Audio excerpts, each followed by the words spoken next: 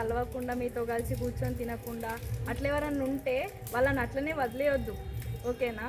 వాళ్ళ ప్రాబ్లం ఏందో అడగాలి, అడిగి తెలుసుకొని వాళ్ళు ఎందుకు అట్లా ఉంటున్నారు. అది డిప్రెషన్ సిమ్టమ్స్.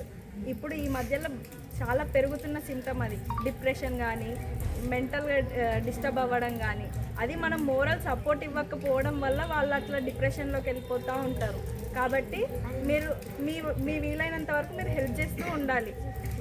వాళ్ళని ఎప్పుడు అంటే మనతోనే ఉండడం, మనం వాళ్ళని కల్పించుకుంటూ ఉండాలన్నమాట. మనం ఆడుకోవడానికి వెళ్ళిన వాళ్ళని తీసుకెళ్ళడం, తినేటప్పుడు వాళ్ళని తీసుకెళ్ళడం, అట్లా. వాళ్ళు ఎప్పుడు మూడీగా ఉంటారనమాట. ఆడుకోవడానికి రారు, తిందామంటే రారు, ఇక చదవడం వాళ్ళ ఇంట్రెస్ట్ లేండి. ఎప్పుడు పడుకోవాలనిపిస్తూ ఉంటుంది. మీకు ఎవరికైనా అనిపిస్తుందా ఎప్పుడు పడుకొనే ఉండాలి అని? ఆకలి కాకపోవడరా?